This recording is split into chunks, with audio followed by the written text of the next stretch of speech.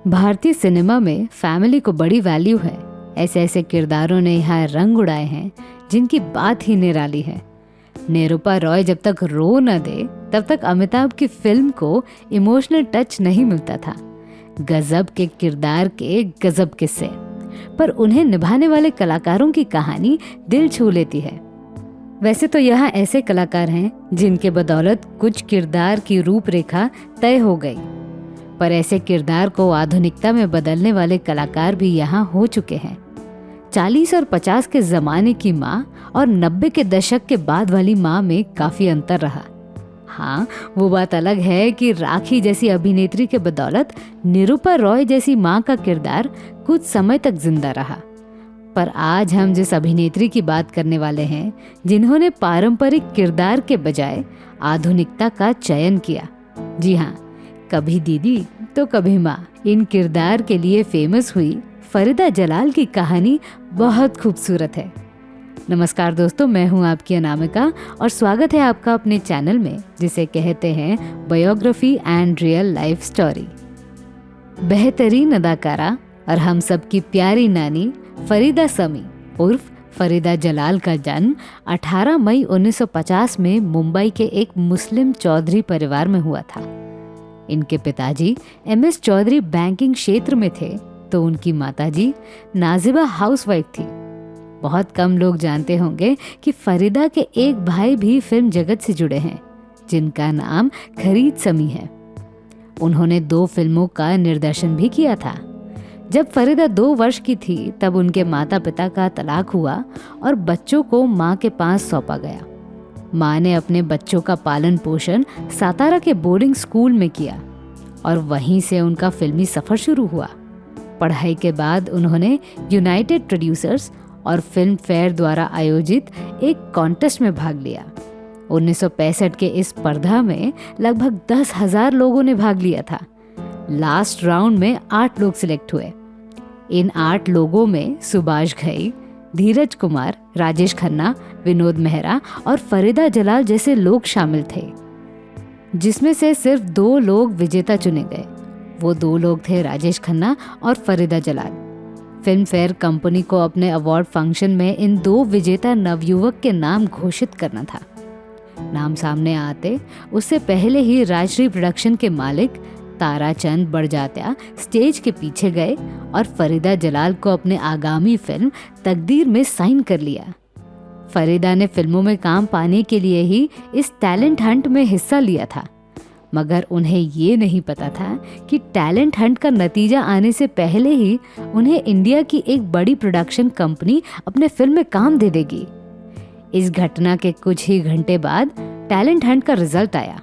इसमें राजेश खन्ना के साथ फरीदा जलाल को संयुक्त रूप से विजेता चुना गया, पर कुछ लोगों का कहना है कि आखिरी राउंड में राजेश खन्ना फरीदा जलाल से आगे चले गए और उन्हें ही विजेता घोषित किया गया। फिल्मों में काम मिलने के बाद उन्होंने अपनी पढ़ाई आधे में छोड़ दी। उस वक्त वो 16 साल की थी। तकदीर जैसे बड़े बैनर की फिल्म मिलने के बाद शक्ति सामंता ने उन्हें आराधना फिल्म में मौका दिया। इस फिल्म में राजेश खन्ना और शर्मिला टैगोर जैसे सितारे थे। हालांकि राजेश खन्ना की किस्मत बहुत तेज थी। आराधना फिल्म में फरीदा का भी अहम किरदार था। इस फिल्म की याद में फरीदा बताती हैं कि वे बहुत शर्मीली थी।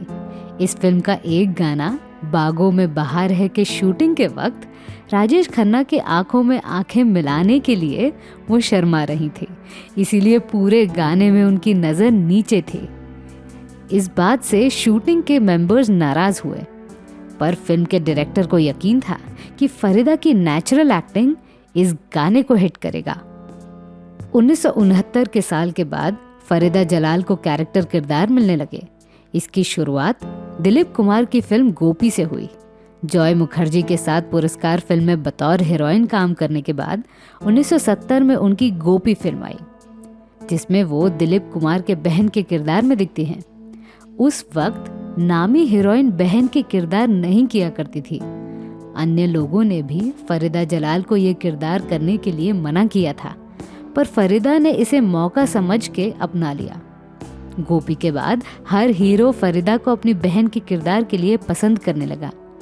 1971 की पारस फिल्म में वे संजीव कुमार के बहन के किरदार में दिखती हैं। ये वही फिल्म थी जिसके लिए फरीदा को बेस्ट सपोर्टिंग एक्ट्रेस के लिए पहला फिल्म फेयर अवार्ड मिला।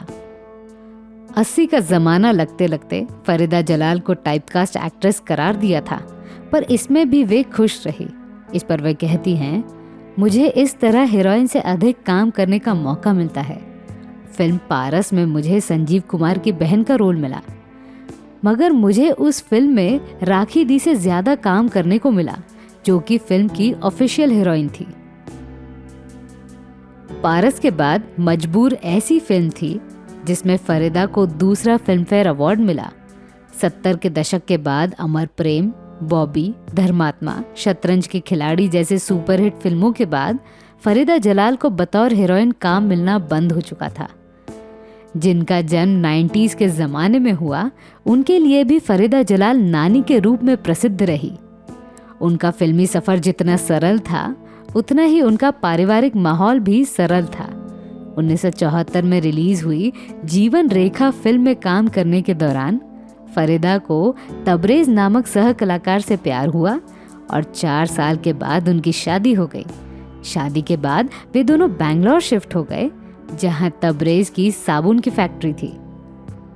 कुछ साल फिल्म जगत से दूर रहने के बाद फरीदा ने टीवी सीरियल्स में काम करना शुरू किया। 84 के ज़माने की मशहूर सीरीज ये जो है जिंदगी के रूप में उनका पुनरागमन हो गया। उसी बीच में मुंबई दोबारा आ गई और राज कपूर के बैनर की हीना फिल्म में उन्हें साइन किया गया। इसके बाद फरीदा जलाल माँ के किरदार के लिए खूब प्रसिद्ध होने लगी। असल में कहा जाता है कि हीना फिल्म के बाद फरीदा जलाल फिल्म जगत से फिर से दूर होना चाहती थी, पर अन्य फिल्मकार से उन्हें इतने ऑफर्स आने लगे कि वे उन्हें ना बोल नहीं पाई। 90s के ज़माने में फरीदा जलाल को कुछ कॉमेडी फिल्में भी मिली। 2003 के बाद शरारत जैसी टीवी सीरीज करते हुए नानी के किरदार में फरीदा जलाल को फिर से प्रसिद्धि मिलने लगी। उनके फिल्मी जीवन पर एक बार नज़र डाली जाए तो पता चलेगा कि फरीदा जलाल ये ऐसी अभिनेत्री थी जिसे सिर्फ एक्टिंग से मतलब था, चाहे रोल छोटा हो या बड़ा।